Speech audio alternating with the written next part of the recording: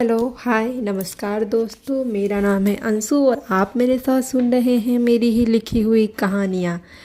इश्क का रंग सफ़ेद, भाग 43 एवं 44। नीरज शरद को एडवाइस देता है कि ईशानी के बारे में सच्चाई पता करवाए। नीरज के बताए अनुसार शरद ईशानी के बारे में सब कुछ पता करवाता है और ईशानी ने जो भी बात कही थी सारी बात एक एक सच थी। सागर के बारे में जानकर अब शरद को ईशानी के प्यार के साथ साथ हमदर्दी भी होने लगी थी और उसके प्रति उसका झुकाव और बढ़ गया था।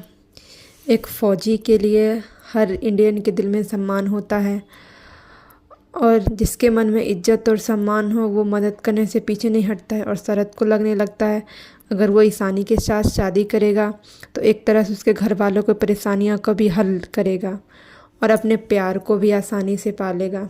शरद यही सब सोचकर ईशानी के साथ शादी करने का मन बना लेता है।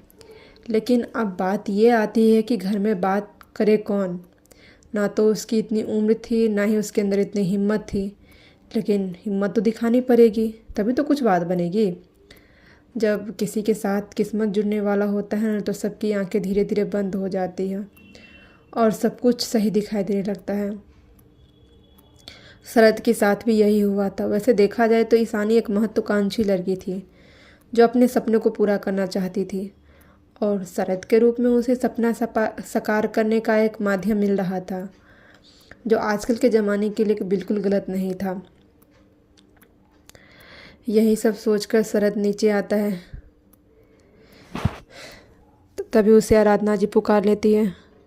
शरद आओ बैठो, खाना बन गया है।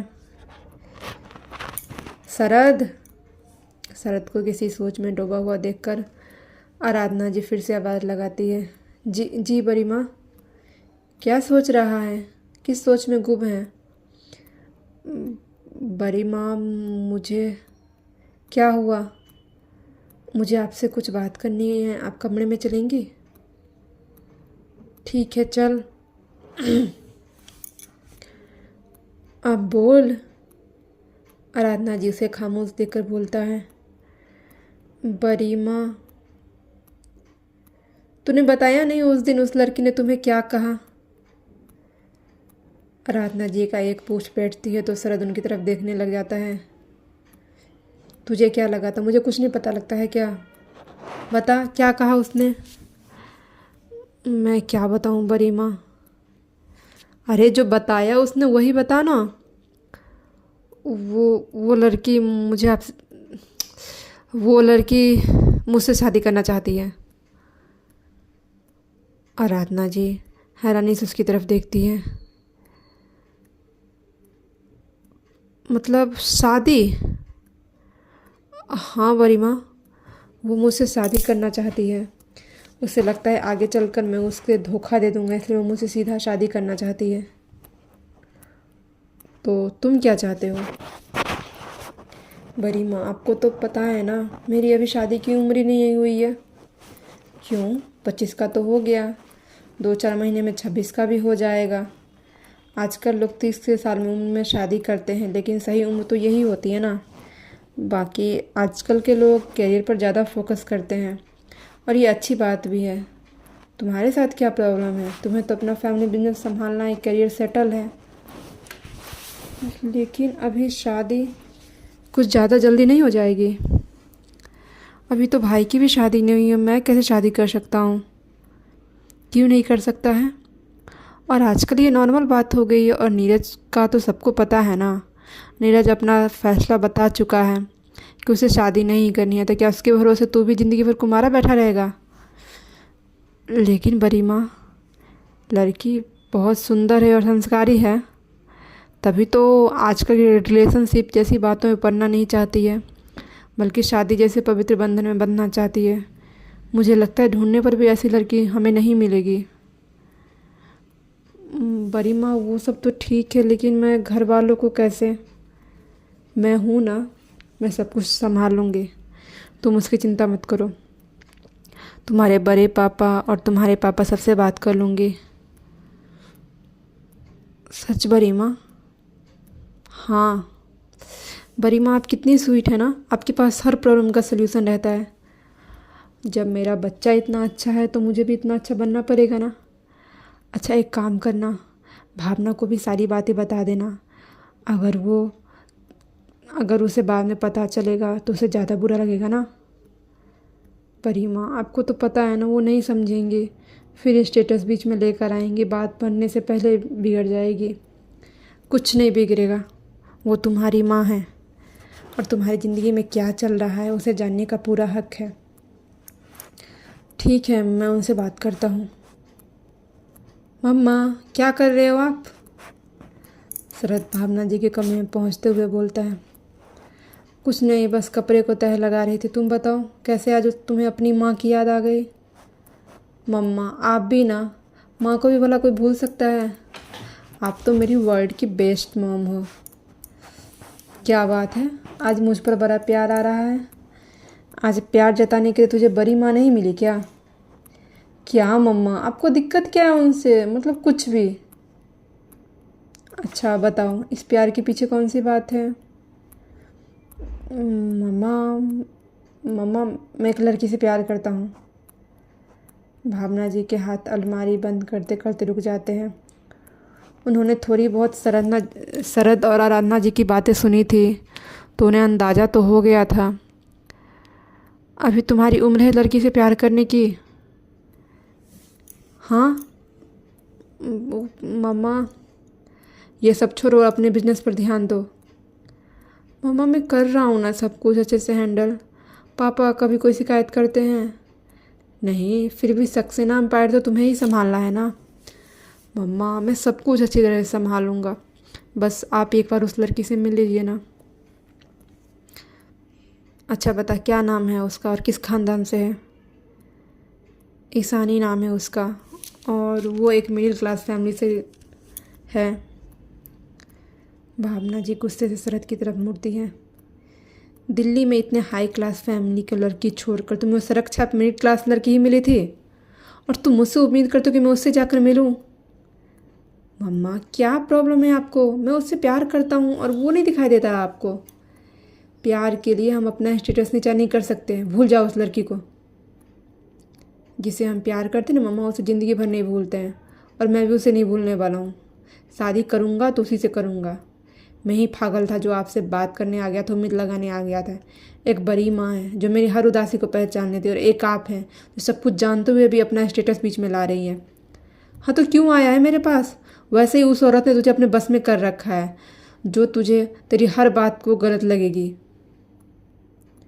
अभी उन्होंने मुझे आपके पास भेजा है क्योंकि उन्हें लगता है कि मेरी ज़िंदगी में जो चल रहा है आपको जानना जरूरी है और आप उन्हें ही गलत कह रही हैं। आप खुश रहिए अपनी ईगो के साथ। मुझे लड़की से शादी करनी है, उसके ख़ानदान से नहीं, उसके पैसों से नहीं, समझिए आप। शरद अपनी बात कहकर चला जाता है। भावना जी गुस्से से तिलमिला उठती है। दूसरी तरफ ग्रीन पैलेस 5 स्टार होटल के 5th फ्लोर पर एक कमरा था जहाँ एक लड़का एक लड़की के होठ के बेतहाशा चूमे जा रहा था। वो लड़की भी उसका साथ दे रही थी। दोनों उस जिस्म के खेल में शामिल थे।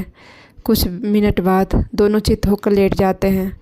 लड़की अपना सर लड़के के सीने के सर पर रख लेती है। हमें कब तक छुप छुप कर मिलना पड़ेगा देवेश? लड़की उसके सीने पर सर रखे हुए बोलती है। जब तक मैं अपने मकसद में कामयाब नहीं हो जाता हूँ आलिया, हमें ऐसा ही मिलने पड़ेगा। सक्सेना की बेटी बहुत चालाक है। देवेश सामने की सीलिंग घूरता हुआ बोलता है। लेकिन तुम उसके पीछे पड़े क्यों हुए हो? तुम मुझसे प्यार करते तो मुझसे शादी करो ना। उस नकचढ़ी को बीच में क्यों लेकर आए हो? ताकि उसके नाम की सारी प्रॉपर्टी मेरे नाम हो सके। करोड़पति है वो, उसका पति बनकर मैं माला माल हो जाऊंगा। लेकिन तुम्हें पैसों की कौन सी कमी है? तुम्हारी तो खुद की कंपनी है। मेरी जैसी खुद की एक कंपनी हो वैसे रिया के पास 10 कंपनी है और मेरे एक कंपनी में मेरा भाई भी है। फिर मेरे पास बचेगा क्या? तो फिर तुम मुझसे शादी कर लोगे तो मेरा क्या होगा? तुम चिंता क्यों करती हो आलिया?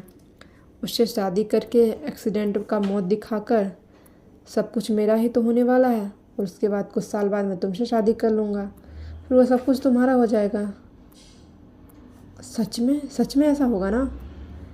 हाँ, जैसा हमने प्लान किया है ना सब कुछ वैसा ही होगा।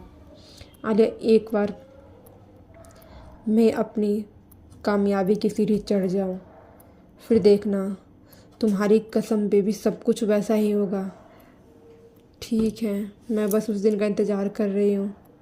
मैं भी बस इंतज़ार ही कर रहा हूँ कब उस रिया को अपने शीशे में उतारूँ। सालों से लगा हुआ हूँ उसके पीछे और इस बेवकूफ़ को लगता है कि मैं उस सोने के अंडे देने वाले मुर्गे को मारकर इसके पास आ जाऊँगा। बेवकूफ़ कहीं के, इतनी खूबसूरत और पैसेबाज लड़को छोड़कर मैं इसके पास आऊँगा। एक बार मेरा प्लान सक्सेसफुल होने दो, फिर इसे भी दूध में पड़ी हुई मक्खी की तरह निकाल कर फेंक दूँगा। देवेश आलिया को देखते हुए सोचता है, वो तो मुझे वो करीब नहीं आने देती, इसलिए मैं इस बेवकूफ़ को बना रहा हूँ। जिस दिन रिया के धन के साथ साथ तन भी मेरा हो जाएगा ना, उस दिन इसे भी किसी पहाड़ी से फेंक दूँगा। क्या हुआ बेबी, तुम मुझे क्यों इतना देख रहे हो? मैं तुम्हें बहुत सुंदर दिख रही हूँ क्या? तुम तो ऑलवेज ब्यूटीफुल लगती हो, तभी तो तुम्हारे लिए उस रिया को छोड़ने के लिए तैयार हूँ। देवेश प्यार से उसका माथा चूमते हुए बोलता है, थैंक यू देवेश, तुम बहुत अच्छे हो। तुम भी बहुत अच्छी हो। सक्सेना मैंसन। रात के समय सभी डाइनिंग टेबल पर बैठे हुए थे। आराधना जी सबको खाना परोस रही थी और सब चुपचाप खा रहे थे। तभी आराधना जी अपना थाली परोसते हुए बोलती है, अरे अब मैं कब तक काम करती रहूँगी? मेरे भी तो आराम करने के दिन आने चाहिए ना। मैं कब तक आप लोगों को खाना खिलाऊँगी? क्या हुआ, तुम्हारी तबीयत ठीक नहीं है क्या आराधना? अगर नहीं है तो आराम कर लो, सर्वेंट है सब करने के लिए। हाँ भाभी, आप आराम कीजिए। और भावना, तुम भाभी की हेल्प क्यों नहीं करती हो? जब देखो भाभी अकेली लगी रहती है। गोविंद जी अपनी पत्नी को डांटने लग जाते हैं। मैं करने जाती हूँ काम, लेकिन महान बनने के चक्कर में ये मुझे काम ही नहीं करने देती है और लोगों के सामने बेचारी दिखाती है। भावना, क्या तरीका है भाभी से बात करने का? माफ़ी मांगो। अरे देवर जी, आप लोग क्यों बात को बढ़ा रहे हैं? और मुझे कुछ नहीं हुआ है, मैं बिल्कुल ठीक हूँ। और भावना सही कह रही, मैं उसे नहीं करने देती हूँ। वो तो काम ही करती है ना, घर का काम। 4 लोगों का काम ही कितना होता है। मैं तो दूसरे उससे बोल रही थी, लेकिन आप लोग कुछ समझते ही नहीं है। तो अब बता दो तुम्हारे मन में क्या चल रहा है? अरविंद जी निवाला तोड़कर मुंह में रखते हुए बोलते हैं, मैं क्या कह रही थी, घर में बहू लेकर आते हैं ना, घर बिल्कुल सुना सुना लगता रहता है। आप लोग तो ऑफिस चले जाते हैं, हम लोग अकेले बोर हो जाते हैं। सब खाना छोड़कर हैरानी से आराधना जी की तरफ देखने लग जाते हैं। लगता है सच में तुम्हारी तबीयत खराब है, तभी ऐसी बहकी बहकी बातें हो रही हो। नीरज इस घर में रहने को तैयार नहीं और शादी करने का कोई इरादा नहीं है उसका, और तुम्हें बहू चाहिए। और तुम बोर होती हो तो एंटरटेनमेंट के लिए कुछ कर लो। मैं नीरज की नहीं, शरद की शादी की बात कर रही हूँ। और वो क्यों नीरज के भरोसे कुमारा बैठा रहेगा? वो जो शादी करने से रहा, इसका मतलब ये थोड़ी है जो शरद भी शादी के बारे में ना सोचे। सबके खाना खाते हुए हाथ रुक जाते हैं। शरद की शादी? आराधना, तुम भी क्या कुछ भी बातें कर रही हो? शरद अभी तुम्हें शादी लायक लग रहा है जो तुम्हें उसकी शादी की चिंता सताने लग गई? क्यों नहीं हुआ है? यही तो उम्र होती है शादी करने की। आराधना, अब पहले का ज़माना नहीं रह गया है। आजकल पहले सब अपना करियर सेटल करते हैं, उसके बाद शादी वादी करते हैं। और तुम जो कह रही हो, तुमने सर के एक बार भी पूछा है वो क्या चाहता है? तुम अपनी खुशी के लिए उसके गले में शादी का फंदा बनना चाहती हो? और शादी एक बहुत बड़ी जिम्मेदारी होती है, जब तक जिम्मेदारी उठाने के लिए तैयार ना हो इंसान तब तक नहीं करना चाहिए। मैं उसी की मन की बात बता रही हूँ आप लोगों को। अब सब हैरानी से शरद की तरफ देखने लग जाते हैं। भावना जी की गुस्से से मुट्ठी बनती जा रही थी, लेकिन अपने पति के डर और लिहाज के मारे खुलकर कुछ बोल नहीं पा रही थी। अरविंद जी अगर राम थे तो गोविंद जी उनके लक्ष्मण थे। अपने भाई भाभी के खिलाफ एक शब्द नहीं सुन पाते थे और अरविंद जी का कहना उनके लिए पत्थर की लकीर हमेशा रहती थी। जो वो कह देते थे सक्सेना मेंशन में वही होता था। शरद, तुम्हारी बड़ी माँ क्या कह रही है? तुम शादी करना चाहते हो? नहीं नहीं बड़े पापा। शरद सीधे नकार जाता है। आराधना जी अपना सर पीट लेती है। अरे आप ऐसे पूछेंगे तो वो क्या जवाब देगा? तो मैं क्या उसके सर के पर बंदूक तान रहा हूँ? आप नहीं समझेंगे। नीरज बिल्कुल आप पर गया है। हमेशा बोली में खट्टासी घुली रहती है। इसे एक लड़की पसंद है, लेकिन वो लड़की से शादी करना चाहती है। शायद सामान्य घर से है तो अपने भविष्य को लेकर चिंतित हो रही होगी। तुम्हें लड़की पसंद है? नहीं नहीं। क्या नहीं? हाँ हाँ हाँ हाँ बड़े पापा। तो डर क्यों रहा है? सक्सेना खानदान का खून डरता नहीं है। अगर तुम्हें पसंद है तो लड़की के माता पिता मनाने के लिए उनके सामने हाथ भी फैलाना पड़े तो हम अपने बेटे के लिए वो भी करेंगे। थैंक यू बड़े पापा, आप दुनिया के सबसे अच्छे बड़े पापा हैं। शरद खुशी से अरविंद जी के गले लगता हुआ बोलता है, लेकिन जीजा जी, मैं एक सड़क छाप लड़की को अपने घर की बहू नहीं बनने दूंगी। भावना जी विरोध करते हुए बोलती है, शरद मेरा भी बेटा है, इसलिए उसकी ज़िंदगी का फैसला लेने का हक मुझे भी मिलना चाहिए। अरविंद जी बिना कुछ बोले अपने भाई की तरफ देखने लग जाते हैं। तुम्हें दिक्कत क्या है? हाँ, तुम्हें साइड रहना है, साइड रहो। शरद मेरा भी बेटा है और उसकी खुशी से बढ़कर मेरे लिए कुछ भी नहीं है। जो भैया कहेंगे वही होगा इस घर में। जिसे दिक्कत है वो बाहर का रास्ता देख सकता है। गोविंद जी भावना जी को अपनी बात क्लियरली बता देता है। भावना जी अपमान का घूंट पीकर रह जाती है। कॉन्ग्रेचुलेसन्स भाई। रिया खुश होकर शरद के गले लगते हुए बोलती है। मन ही मन उसके भी लड्डू फूट रहे थे, क्योंकि अब उसे भी अपना रास्ता साफ नज़र आ रहा था। वो भी देवेश के लिए आसानी से सबको कन्विंस कर लेगी। आखिर एक लव मैरिज होते ही दूसरे लव मैरिज में कितना टाइम लगेगा। हर हर महादेव दोस्तों। तो आज का भाग यहीं ख़त्म होता है। कहानी अच्छी लग रही है तो लाइक, सब्सक्राइब, कमेंट ज़रूर करें।